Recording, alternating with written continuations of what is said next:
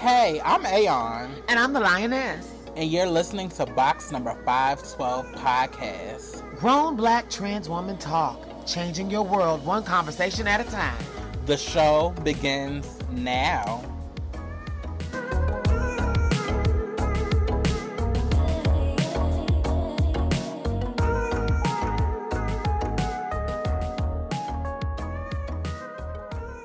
Welcome to another installment of Box Number 512 Podcast, Grown Black Trans Woman Talk. I am Aeon. And I'm the Lioness. So let's start with updates. Today, I am over it. I have not felt like cooking in the past couple of days. I'm tired. I don't know if it's because of work. I don't know if it's because of the news cycle. And I had a relaxing weekend this weekend. But today, Miss Thing, I'm just over it. Well, what's the weather like? It was like a little overcast at first. It was sunny. I was gonna go do my little workout thing, but girl, I didn't even feel like leaving the house. Girl, I guess it's me just still trying to process the Supreme Court information and like feeling all of the emotions at once, trying to be strong, but also realizing that we still have a long fight ahead of us. And that this lady is really a danger to the court and a danger to all of our lives. Just to interject for a moment and give our viewers some clarity, in this conversation we're about to have, we understand that our fan bases are maybe diverse politically or whatever, but we really don't care. We have a very strong point of view, and both of us have our political viewpoints. We do have respect for the processes that are required to elect a Supreme Court justice, but we have our critiques, and this analysis is a place where we will speak our politics. And if that offends you, you may want to pause and resume later. No, we can circle back to this conversation. I wanted to circle back to this conversation. Oh, you don't want to have it now? No. So you can do your updates, and then we can just circle back and have the conversation because it's going to come up. Yeah. So my week was very, very interesting and relaxing at the same time. And so when I say that, I mean it was interesting in that I feel like in the world there's so much going on, and there's so much that I should be concerned about. I'm glad that I have already overcome the voting thing. That was a big anxiety thing of mine because I was worried about COVID exposure and all of that. But this week has been pretty relaxing. And one of the things about being in the house is while I have been more creative than I've ever been, I find myself wondering what more can I do? And that's starting to create anxiety.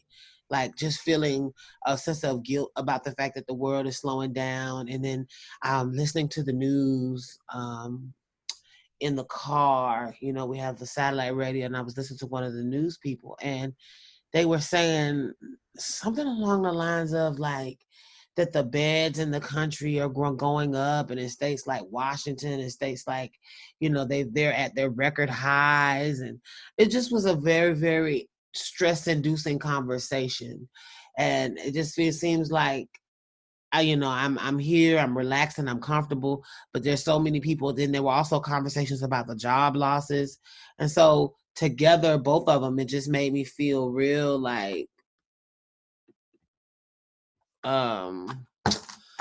it made me feel real weird because I feel comfortable and I feel relaxed, but there's this underlying anxiety, and it makes me feel like I should be doing more. Like, what more can I do? How can I participate? What can I do to help? Am I doing enough? Am I saying enough? It's just a lot going on. And so I know there's a lot of people that are starting to have that fatigue, particularly with all of the election talk. And in the election talk, you have people pointing out all the flaws of the president. You have people pointing out all of the flaws of the Democratic Party, and that's the party we're trying to support. You have people pointing out all of the issues going on in the world right now, and that's great. But I know for those of us that want to feel engaged, it can be sensory overload. And I just found myself this week kind of having this like torn between two things. This anxiety about like, what can I do? How can I be more productive? What should I be doing? And then also realizing that things are okay and I should be okay in this moment because I am being creative. I am producing in a way that I haven't before. But and I mean maybe I should just sit back and focus on those things. But I'm just torn between those two thoughts. So yeah, that's my week. Yeah, I'm ready for this election cycle to be over so we can. I just feel like we're in limbo right now, and everybody, the whole country is just waiting with bated breath, trying to figure out where the chips are going to fall, what's going to happen, and there's so much uncertainty right now. So I'm just ready for this election to be over. Me too, girl. Yeah, not necessarily trying to rush the coronavirus and that situation because that's going to be what it's going to be. But I'm ready for the compoundedness of this election to just be over so we can just go back to focusing on corona. For sure. So before we get into our topics, we here at Box Number 512 are starting a new segment, or we want to start a new segment in future episodes, the suggestion box, where you, our listeners, can write into the podcast and you can ask us questions or just give us commentary of what you thought about the previous episode and what you liked about the episode. So we're going to hopefully start that next week. So if you would like to write into us at box number 512, please send us your emails to box number 512 podcast at gmail.com. And if you And send your letters in, you might get them read on the next week's episode. Go ahead, and sis. just to give you guys a little idea, and we want if you are in a situation where you're dating and you are wondering what's going on and you're concerned and or about a situation in a relationship and you're unsure, send us a letter. If you're in a place where you're interested in trans women and you've been engaging and you want to know how to be a better partner or to be a better partner or in partnership with community, write us a letter. If you have a concern about issues in the community or you want us to talk more about political or social issues, or if there's a legal issue that you're not sure about and you'd like for us to do a deeper dive, this is where you send it in. So y'all definitely participate in this suggestion box because we really, really want for this to be an engaging platform. And we also want you guys to feel like you are heard more than anything. Yeah, so don't forget to send those emails to box number 512 at podcast.com. It's spelled BOXNO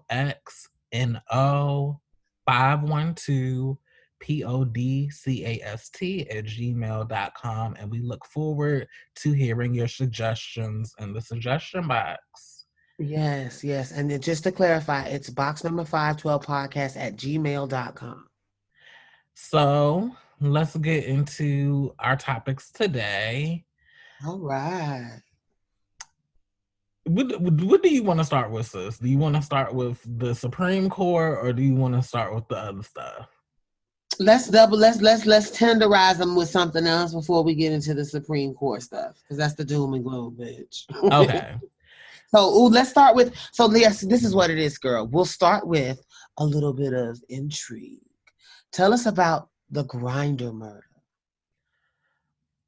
So there was a story that came out. This looks like it was about a week ago, but I just saw it a couple of years ago, where a 17-year-old Texas teenager has been charged with murder after allegedly luring men for Grindr hookups and then shooting them. And this happened specifically in Waco, Texas. Back in August, actually. I don't know, they're just reporting it. But they're saying that when the police believe that when the grown men arrived, the teenagers shot them. shot them. The police force said that during the investigation of all three shootings that happened then, so apparently there was three robberies and shootings. Detectives learned that the three shootings had at least one thing in common. The child met the victims through a social media dating app called Grindr. He communicated with the victims, made plans to meet up with them, and after meeting up with them, he shot all three. Oh, so it seems like he was meeting all three of them at the same time. This is interesting. Wait, so that is a plot twist. So this was like a group meeting? That's the impression that I'm giving, because it's giving they were all shot at the same time, bitch. Oh, he tried to pull a heist. Yes. Waco police officer said that although the child was previously arrested for the first of the shootings that occurred on that night, investigators were not able to definitively connect him to the murder until now. Oh my goodness. I mean, I'm laughing, but not like at the situation, just at the audacity of some human beings. Oh no! It wasn't at the same time. He met them successively after. I was about to say, girl, now, community, we have to make better decisions. When you, I was like, now I feel like this might have been a raw sex party in the making. Right? Yeah, we were supposed, and I don't know what kind of cruising website y'all thought this was gonna be, girl. But like, I'm gonna need y'all to do better. But no, I'm glad it wasn't that, because I was finna read like, wait, community, hold on. No, but I wanted to bring this. Sounds like there's some culpability, bitch. Right. But I wanted to bring the story into the room because Grindr is an app that is not only just in the community for the gay men, but it's trans women on Grindr, trans men, trans amorous / trans attracted folks on Grindr.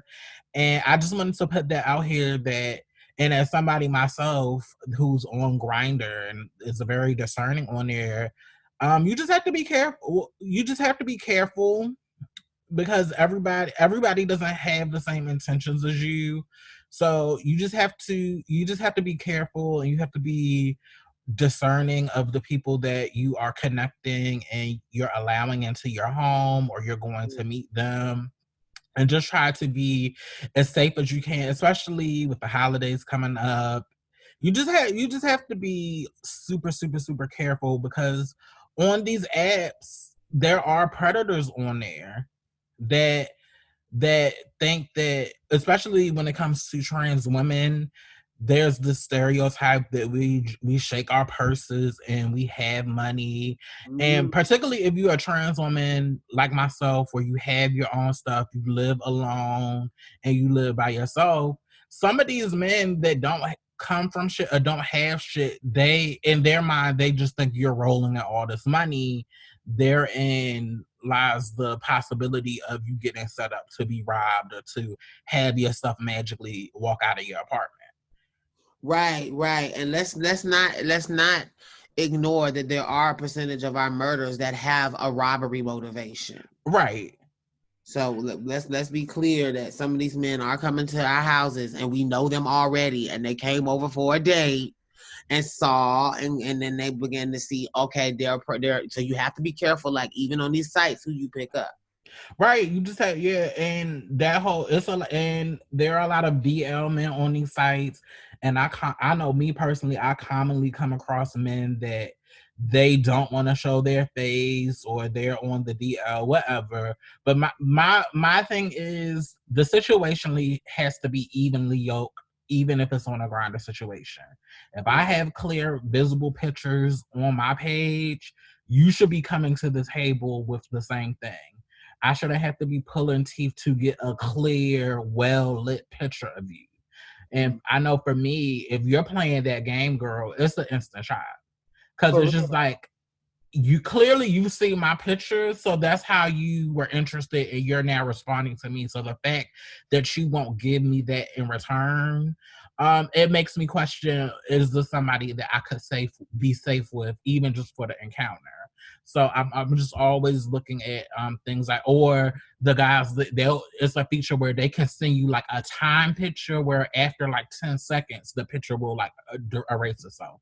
Me, I don't like stuff like that. I know I'm not every Ooh, that person. bothers you, even if it's that. Huh? I said that bothers you, even if it's that. Yeah, because my thing is this, even with hooking up, if you're that ashamed or if you're that scared, in my opinion, you shouldn't be doing it. Because to me, that's that type of energy that could lead to you like turning on me or flipping on me or doing something crazy. Not to say that that happens all of the time, but at the So, end like, of let the me say this: like, what if it's that they're in a hookup situation, and you know how, like, okay, so like, do you really want to have like, do you make it to where every trade that you've had from a dating website has access to your pictures permanently? well, I have my pictures on my so when you go on my profile, you see my picture. Like you can see my visible pictures and it's me. Oh, okay. So my thing is it's unbalanced if you can see my stuff and it's not on the time, but you feel you can just slip through the back the cracks in the baseboard and just give me the bare minimum. And then it just disappears like that. Okay, now I get where you're coming from. Right. And it's just, and there are some instances where the person has like no pictures on their profiles, but if you come through and you're giving me like a flood of pictures and they're clear and they're not like, I don't have a problem with that, but don't come to me on no mysterious stuff thinking that you're going to come over to see me and I don't know what you look like. I'm not a teenager anymore. I'm a 31-year-old, soon to be 32-year-old grown woman that lives by myself. And even though I like to have my fun, for me, my safety is paramount. Mm-hmm. So I'm just and then let's not even get, and my other thing is looking at the picture of this boy, he looks really young. And I know my personal rule is I don't mess, children are no. I don't like anything young looking or young. And I know that's like the little dirty secret in like the LGBT community, how I'm not going to say underage, but how just like cishet people, sometimes people in the community and some trans women are included, tend to date younger. And my only qualm that I'll say about that is if you're purposely going to choose to mess with like let's say a 20-year-old, you just have to be mindful. You just have to be mindful. Personally, I don't like messing with I don't like messing with somebody that doesn't make enough money where they couldn't pay my bills. That's one. And at 20, 21 years old, you're not doing that. But besides that, when you're that young, I remember being that young. You're unpredictable. You have no sense of appreciating the consequences of your actions. And in my opinion, I feel like 20, late, like 19, to me, that's still a child. And I'm very much of the mindset of let young adults, children be children. And, I'm very much 30 and over club. I feel you. Now that I feel you on that. There is a certain amount of mental maturity that is required for you to be able to, I feel like, sustain a relationship that's equally yoked.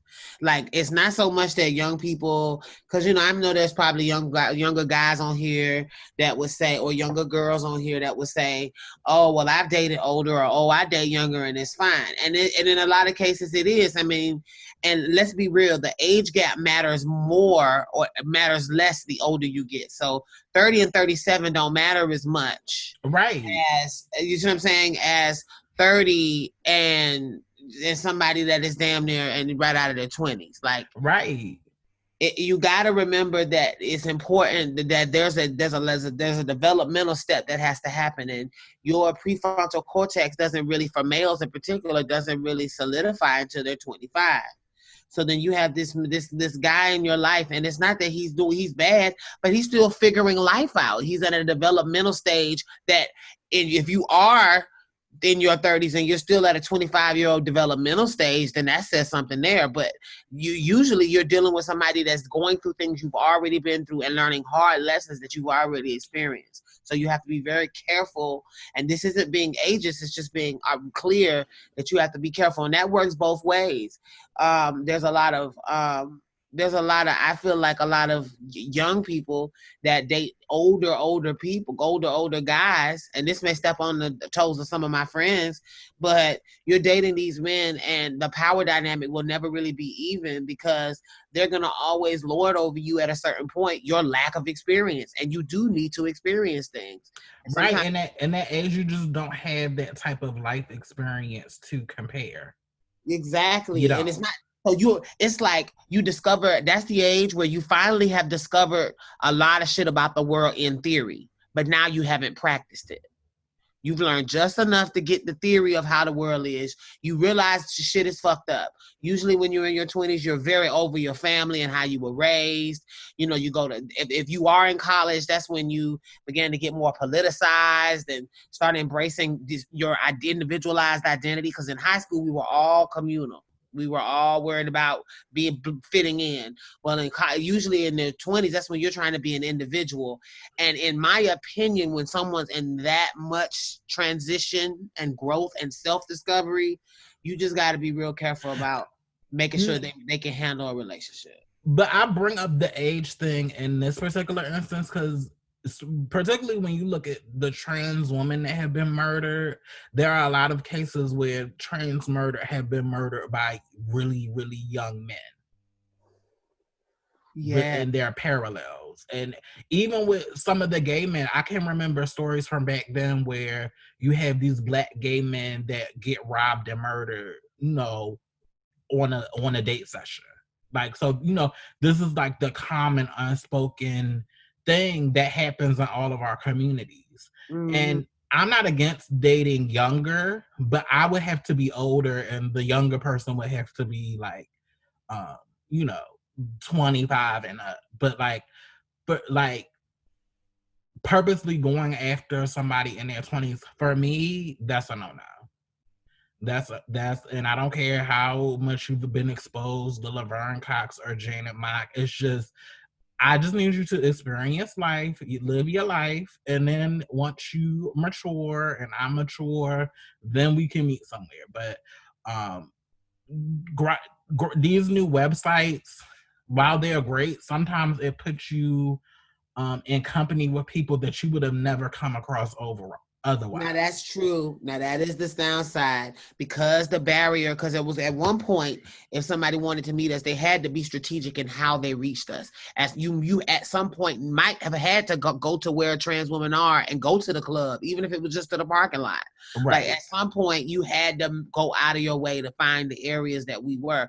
Now any random crazy person, somebody that may have just been, this is something they just saw on the internet and they just want to see, almost like on a dare tease. Like, you never know these days what people's motives is for hitting you up on these sites. And because, like you said, because now they're trans amorous and trans friendly, I could see the girls like getting this false sense of comfort and not realizing, bitch, this could be anybody. No. Yeah, you got to be, you have to, especially the girls that are single, our safety should come first. And somebody that you're interacting with, especially if it's like a hookup situation, if they're not prioritizing your safety in any way and doing anything to make you feel comfortable about the possible interaction, there is nothing wrong with pressing that black button and walking away. I hear you. And it has to be about self-worth and self-preservation at this point. Mm-hmm. Like, you can't come in my house now. I work from home and I got work equipment at home. I can't explain to my job that, oh, my laptop and my home computer is gone because the piece that I had over stole my stuff. No, man, they're not trying to hear that. That's a no, ma'am. That's a they're not trying to hear that. Yeah, trust me, girl. They're not. Ask me how I know, girl. Like, no, like, you need, especially if you're hooking up, you need to, if you get any inkling or if the vibe is not right, that's my personal motto. If I'm interacting with you and I just get an off vibe or something don't feel right, I disengage. I feel you on that. I And it's okay to disengage. have a hair trigger. It's your safety on the line. Yeah. Like, go with your gut. Don't let these niggas talk you into no shit you was nervous about. Like, No. your gut says no, it's no. Especially if they're coming over late at night, girl, because I'm not gonna act like, I don't like a late night booty call. It needs to be as safe as it possibly can be. And if you're trying to come over giving a mask warrior and all of that, it's gonna be a chop for me. Not a mass warrior, bitch. Yeah, girl, the Not that they want to come delusions. over in the ski masses. No, like you can't, like, no. We need, everything needs to be up on it. And my golden rule is, if you feel this uncomfortable about showing your face to somebody that you're going to share your body with, then brother, you don't need to do this. I feel you. You don't need to do this. You need to sit down, pray on it, get counseling, find somebody else that also has a blank profile so you can waste their time. But you're not coming over here making me feel uncomfortable in my own home. You know what's the key is the trade that probably has an account that's just a photograph of him as a girl and one as a guy, bitch. Like he's living two whole different lives on these computers. Oh, you know it happens. No. But I just wanted to bring this story, and and this is not just for Grindr. This is for all of us girls. I'm a single girl on the Tinders and the Bumbles and the all of that. Just to be safe and value yourself. Exactly. And you can wait till the next. And I don't know. I wanted to do a conversation on, like, especially for the girls that are on these apps. There's this big debate on whether you should put your T on your profile because you get more responses. And I've tried it both ways. For me, I'm just an advocate for putting my T on my profile. But it's a way you put. It's not even a way you put your T on your profile. If you put it on there in a respectful way, the men are going to feel some type of way about it and not interact with you. But for me personally, I don't believe in I want you to get to know me for who I am first, especially in that type of arena, because if a piece is not going to like it, he's just not going to like it. But that's a whole nother conversation. Exactly.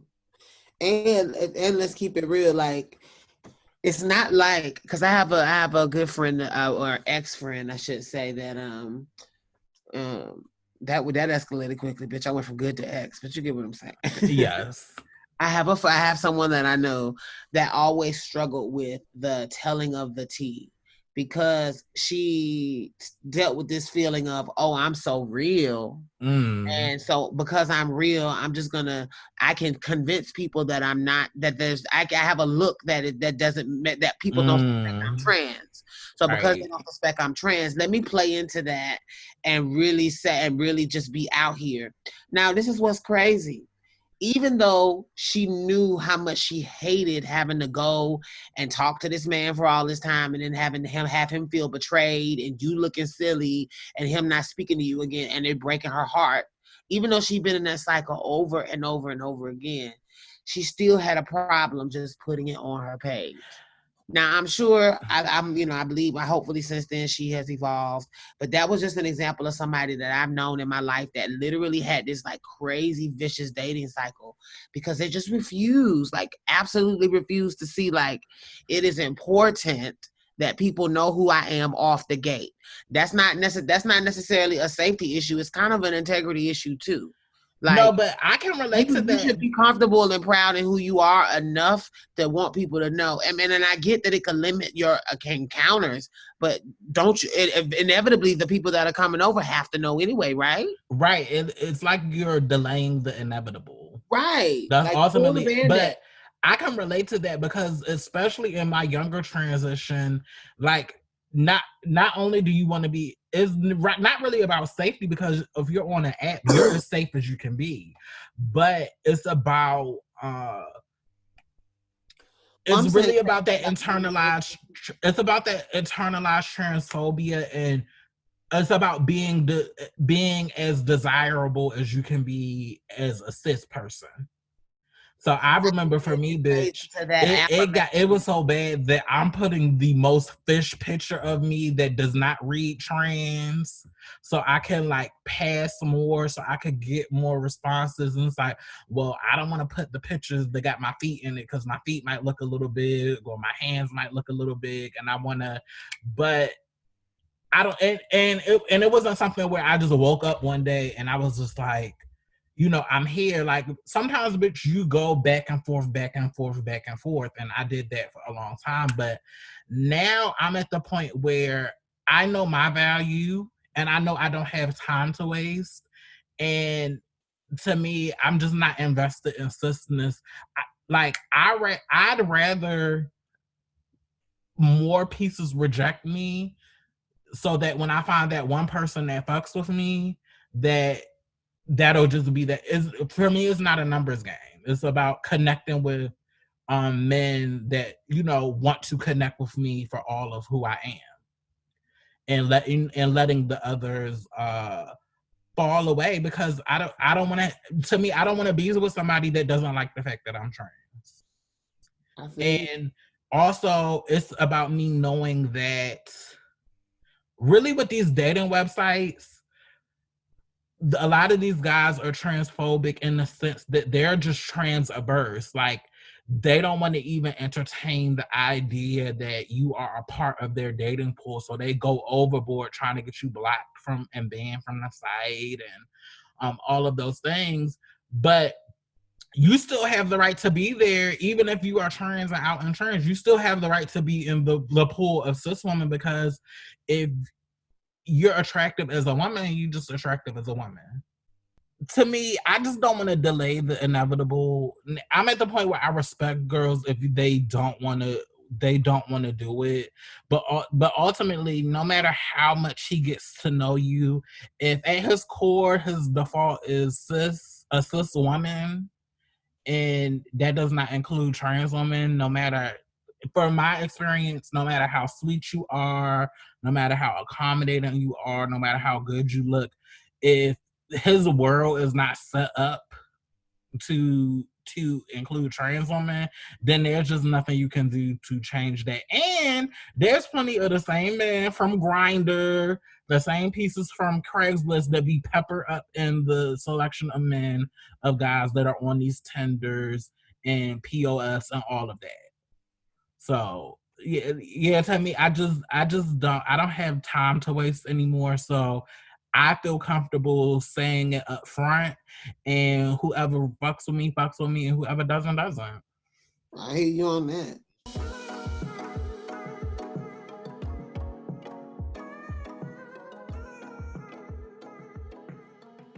So going to our next topic. So the big news story of the day, Judge Amy Coney Barrett was confirmed yesterday to the Supreme Court, which we knew was going to happen. We didn't want it to happen, but this is our reality now. This is the consequence that we're in, because because we live in a country that's built on white supremacy and racism, and two, because people voted for Trump. Mm-hmm. And this is one of the many horrible consequences of him being elected and becoming president. And I don't know, I just feel many ways. Well, obviously it's concerned because there are a lot of big cases coming up before the Supreme Court, that now that she's the ninth member on the court, she will get to hear those cases, some of them as soon as next month, right after the election. And we know which way she's going to vote. And now the Supreme Court has a 6-3 conservative majority, and she is 48 years old, and we know that the Supreme Court is a lifetime appointment. So the decisions that she makes will impact us for generations to come.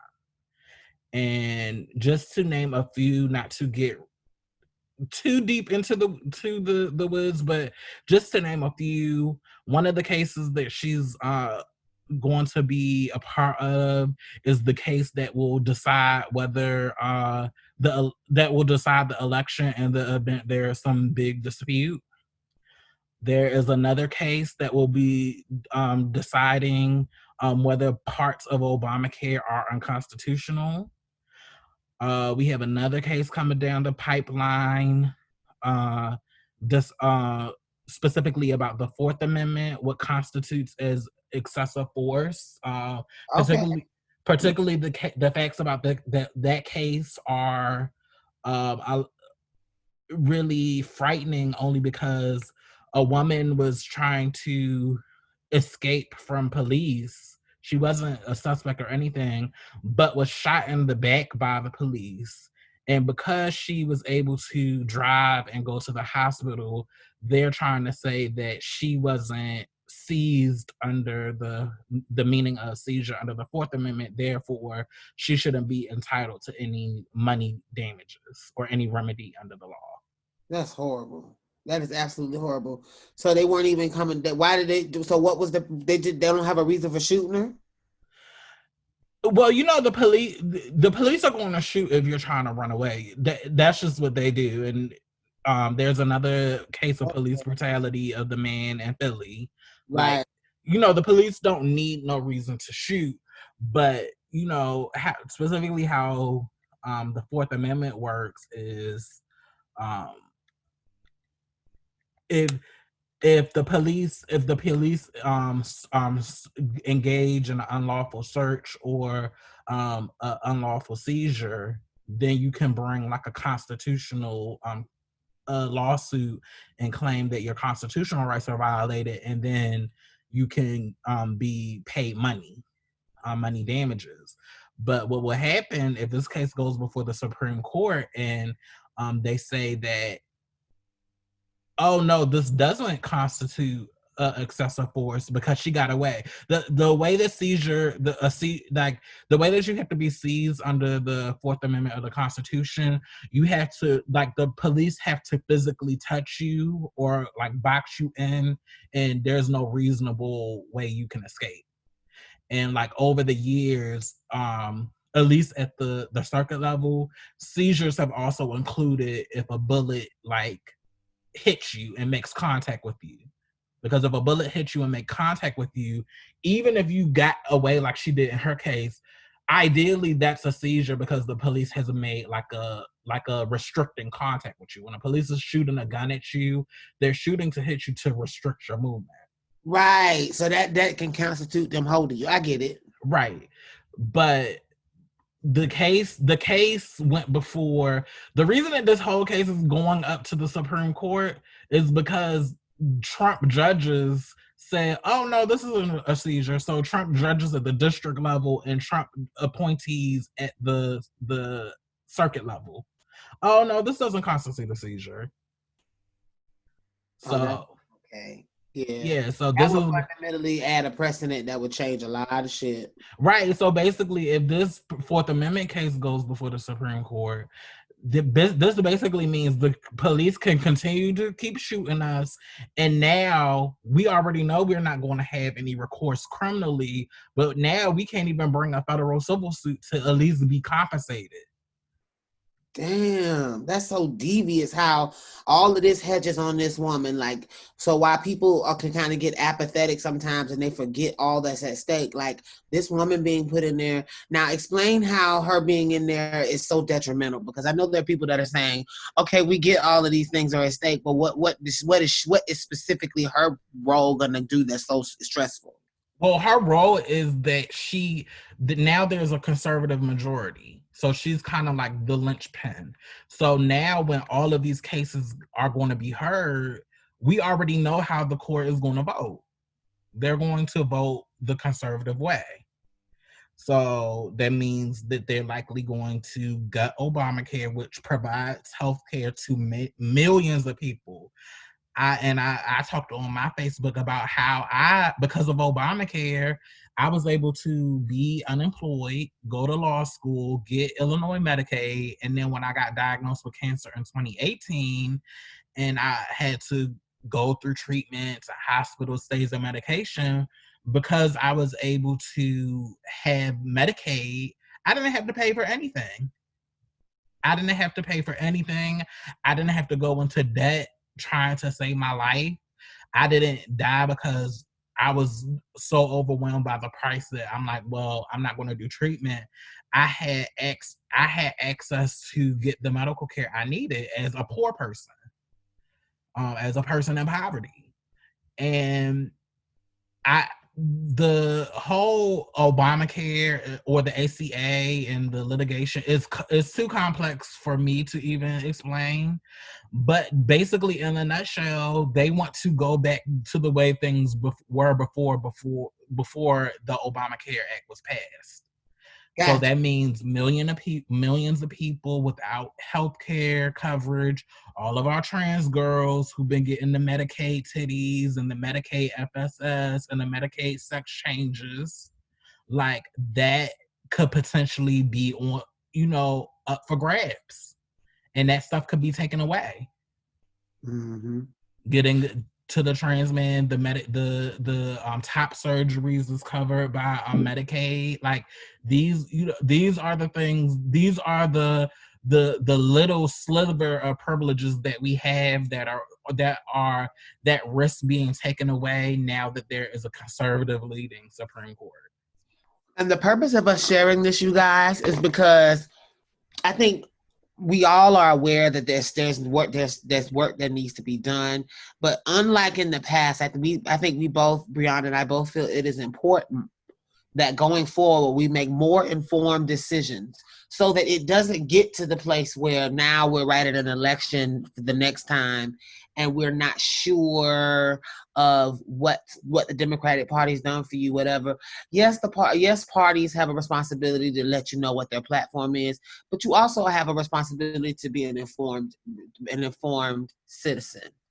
And we wanted today to provide, just to give you a little bit of context and information about it so that you can go forward and be further informed as a citizen about why the Supreme Court matters, why this Justice Barrett situation is going to be something that is going to have long, far-reaching impacts, and most importantly, why we need to be more engaged in the process of now it matters what the House looks like, what the Senate looks like, what the Congress as a conglomerate looks like.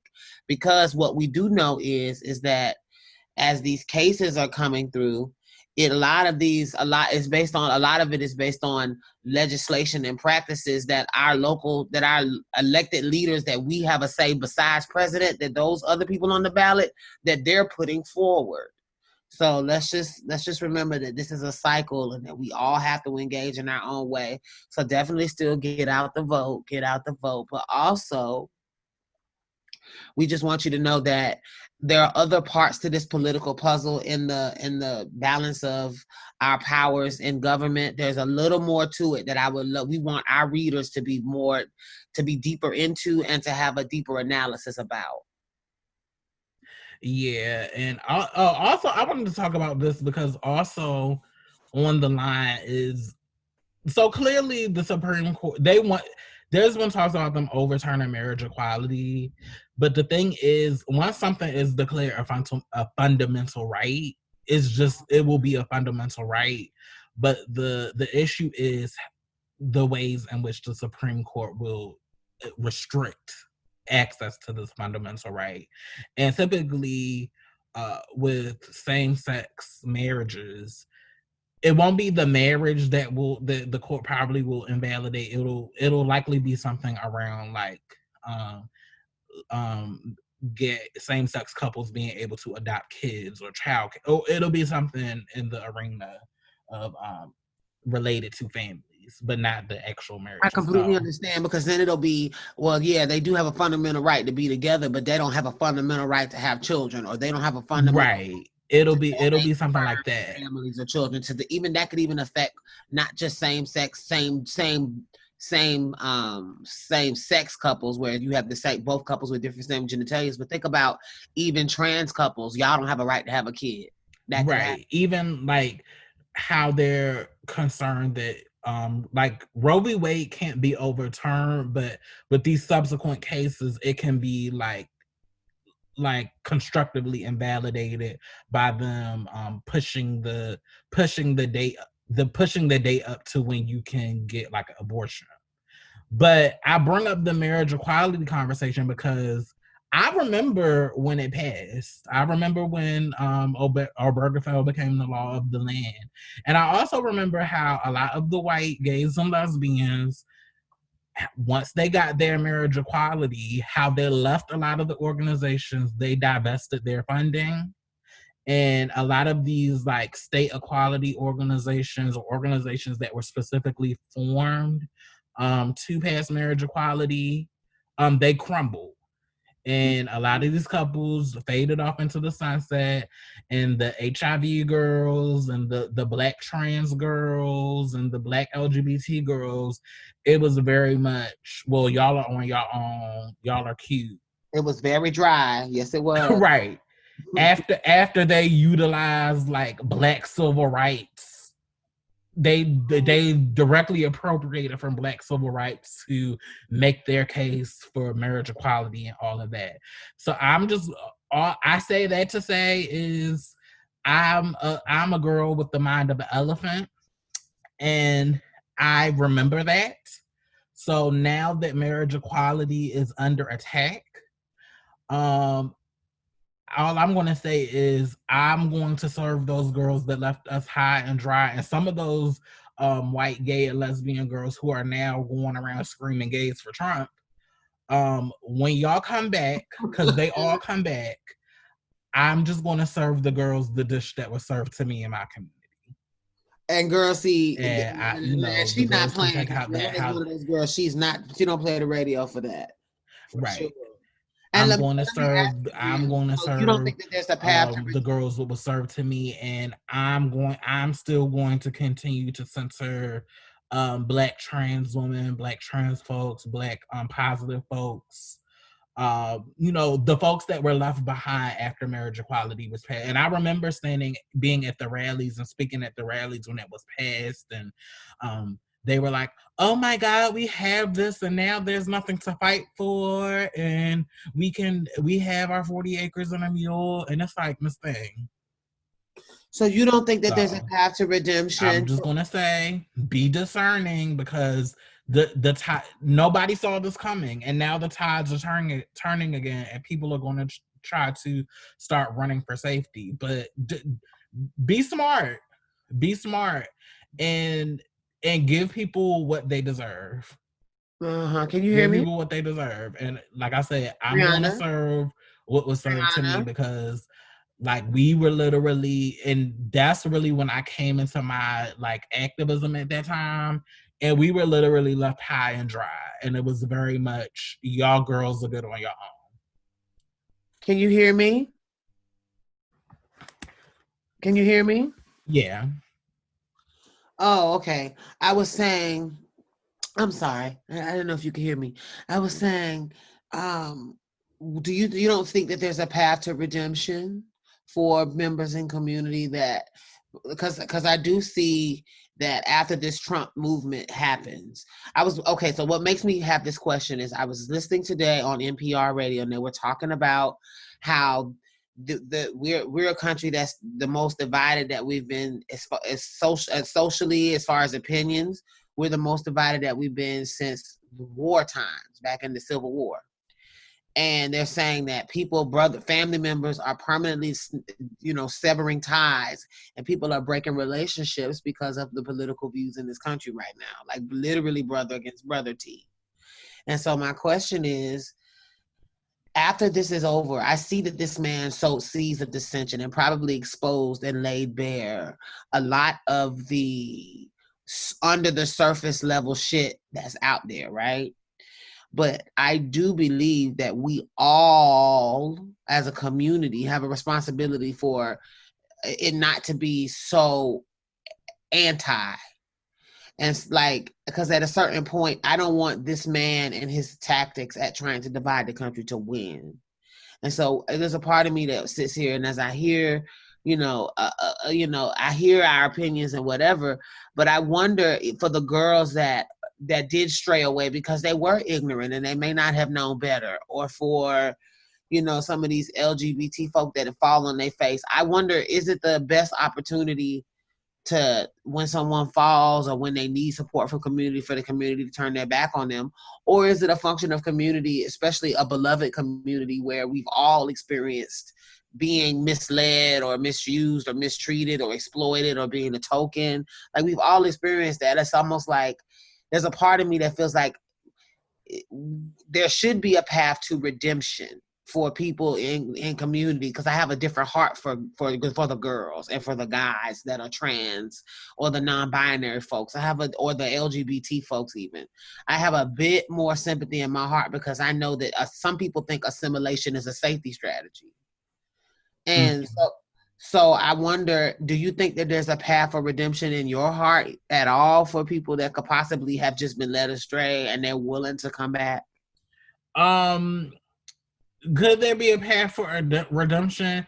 Yeah, but this time we're not centering you. That part. We're not centering you. So you're either going to play your part or you need to get out of our way. We're not centering you because clearly your tide can turn and things can get better, or it can turn again or it get bad. But for the most marginalized among us, we are consistently trying to dig ourselves out of the situation. So we don't have the privilege or the luxury to opt in or opt out when things get bad.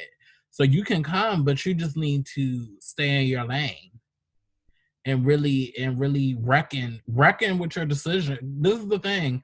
Nobody wants to sit in the consequences of their poor decisions. Now, that's the truth.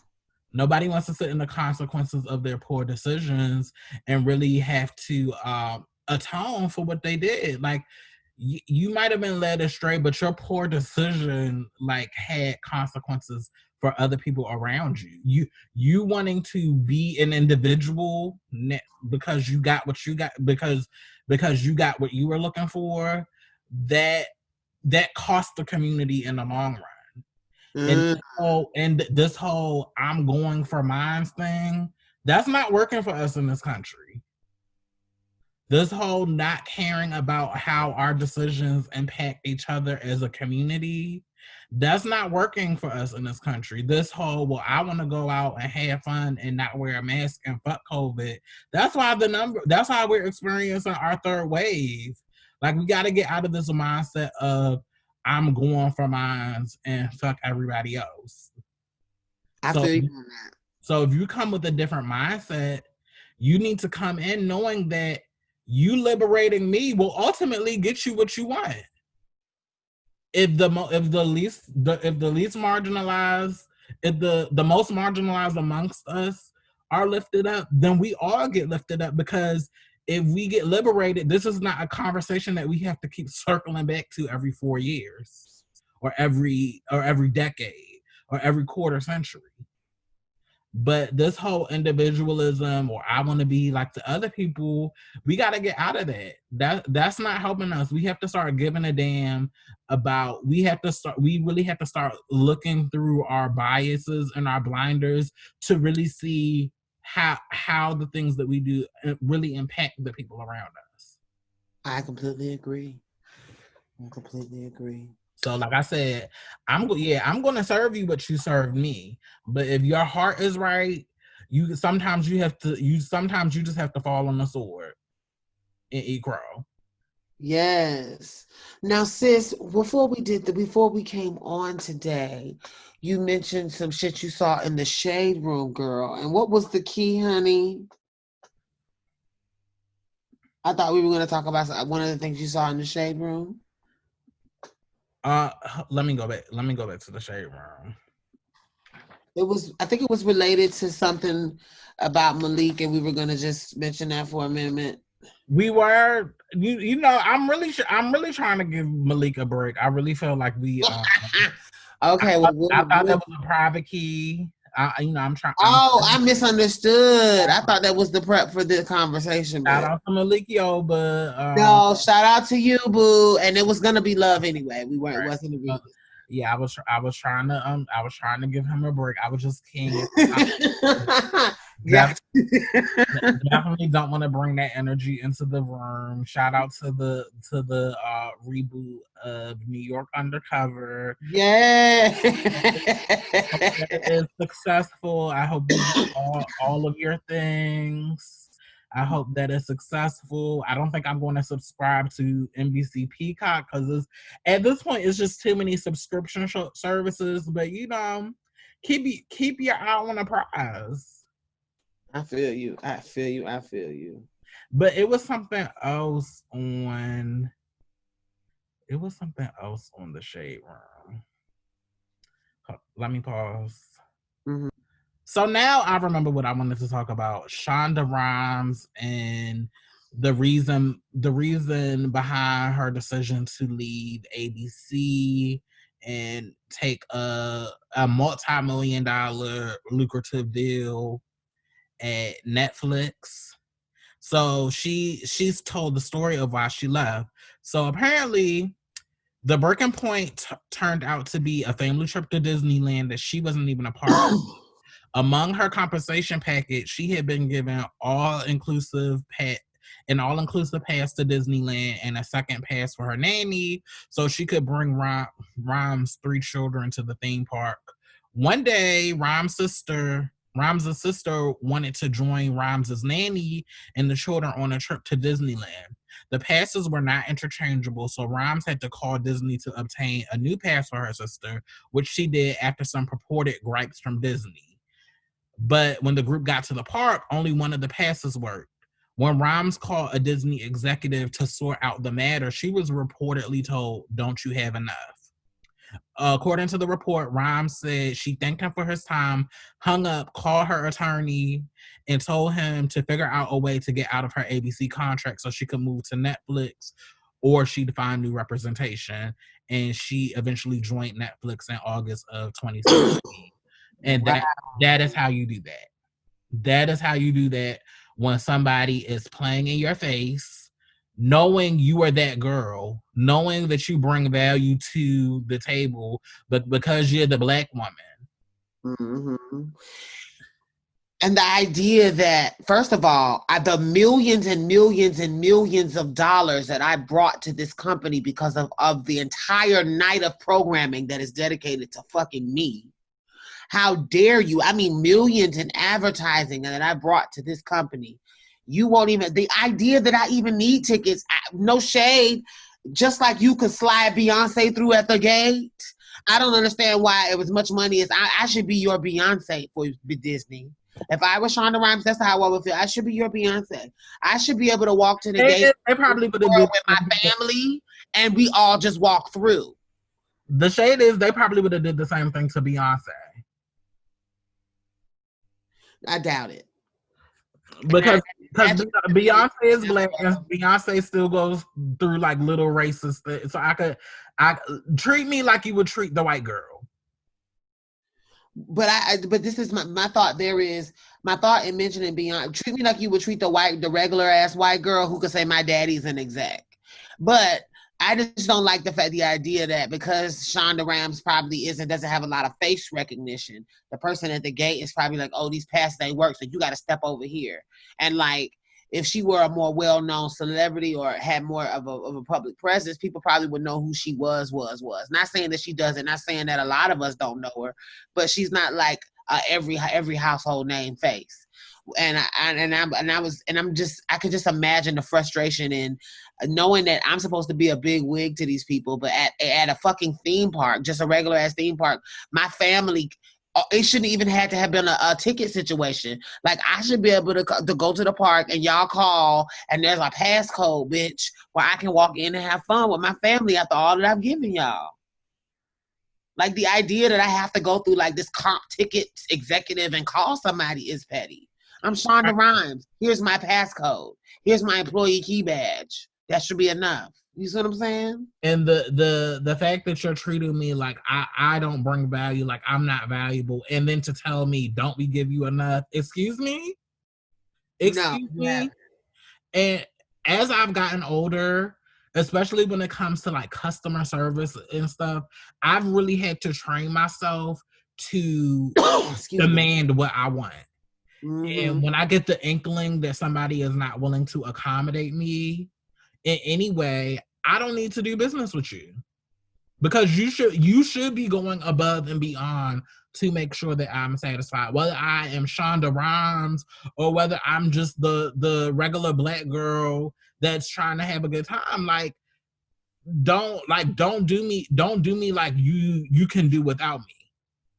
And now you're gagging. Now your whole night of television is no more. So And even worse, I will, and this is my ultimate, and this is the I have the most utmost respect for um Shonda Rhimes, because this is a black woman that did what she had to do, but she could have kept that nugget. She wanted it to be a teachable moment so that black people would know everywhere why we do the things we do sometimes. Like, because I'm sure that there were people that were like, why would you take the risk to do this? Well, oh, she just did it for a money play. No, no, no, boo. What you could never do, and this was her speaking truth to power, what you could never do is look me in my face and treat me like I'm the help when I've made you millions of dollars. And I think that's a wonderful example for all of us content providers out there. Don't compromise on yourself for any amount of damn money. Like, these people felt like she was maybe like she needed them, like, we have your content, and she's like, no, no, you got it twisted. You have my content. Like, it's not that I need you, you need me, boo, and I'm going to show you. And this unprecedented deal with Netflix is just an example of how you show your enemies, how you show them really who you really the fuck are. So shout out to her, because she could have done this and then not went back and told the real truth. She could have just let it be a PR thing. You see what I'm saying? right. But she stepped beyond the veil to give that nugget of truth that I think can be an inspiration to all of us as young and or any type of professional. You stand for who you are, and if you're not, and when you leave the table when love is no longer being served. Exactly. Exactly. And Mm-hmm. I'm gonna circle back to that Amy Cohen Barrett conversation. No shade. After her being confirmed to the Supreme Court, now when I go into interviews, Excuse me. girl, I'm gonna have all the confidence in the world. I'm Mm-hmm. gonna have all the confidence in the world, and I say this because Amy Co. Amy Cohen Barrett, in addition to like the constitutional and human rights violations that will come from her sitting on that court, like Mama has no business being on the Supreme Court, let alone on the Seventh Circuit Court of Appeals. Like, no shade. And I was king with my girlfriends on the phone from law school. Like, me and my girlfriends combined have more work experience than Amy Cohen Barrett has had. Like, just to break it down, she only has 2 years practicing, like 2 years of like actual law practice experience. She's never argued a case before an appellate court. She's never argued a case at the Supreme Court level. She only became a judge in 2017. Do you know how long it usually takes somebody to become a federal judge? Like how long you have to practice? Like if we're going by the rules, How you long? usually have to put in about 10 to 15 years Oh, wow. of just straight practice for you to even be considered a contender. So what we're really watching is white privilege. We're watching white privilege and affirmative action for white women that are willing to uphold white supremacy. And now when I go on my interview for whatever job I get, I really don't want to be grilled to hear nothing about experience. And I also think about the company. This is bringing another conversation in, and I shared a post last week. It was this company called Quibi, which is this app that did like direct content. So it's kind of like Netflix for your phone. over $1 billion invested into that company that launched like a couple of months ago, and now the company has gone under. Oh no. And what did they say the cause was? I don't know what the cause was. Like, I can't think of it right now, but I just think of all the times that they tell us, especially as Black people, especially as Black women, that, oh, you need to go above and beyond and jump through all these hoops to prove that you're worth it. And we can't even raise a quarter of what they give like white people, like just on the strength. We can't, bitch, we can't even raise like $20,000, let alone like over $1 billion to launch a company that doesn't even last a year. And they just get to walk away from the company, no questions asked. I feel you, girl. And a better investment would have been in Black women and Black trans women, because we constantly have to make something out of nothing every day. So now going into interviews, I know my experience and what I do is valuable. Now, I'm not going to say that I'm going to get it because white supremacy and racism is still an institution. But I'm saying when I get to the interview, I don't want that imposter syndrome and all of that. No, ma'am. Yeah, you're looking at it with a new level of confidence. Because what you see now is that the rules don't apply for everybody, so you won't stress me. Right. Or the rules only apply if you're Black.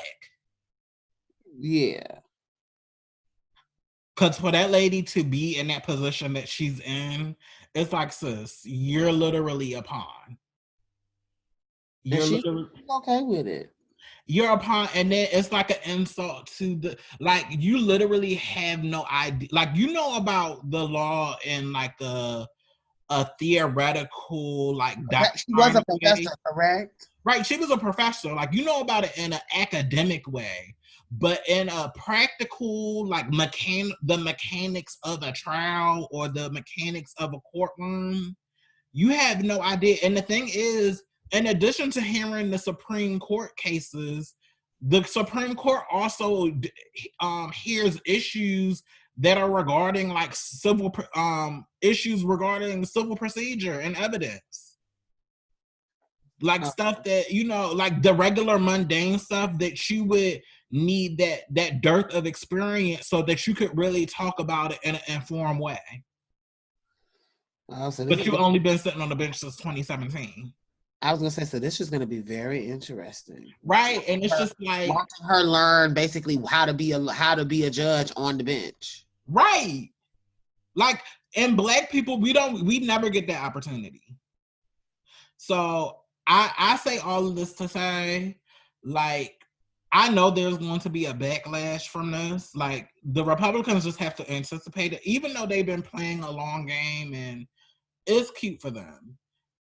To our trans listeners, I know that institutionally, we are underfunded when it comes to us running successful campaigns, and to be in politics, you need money. And that's just the hard truth, and we're underfunded.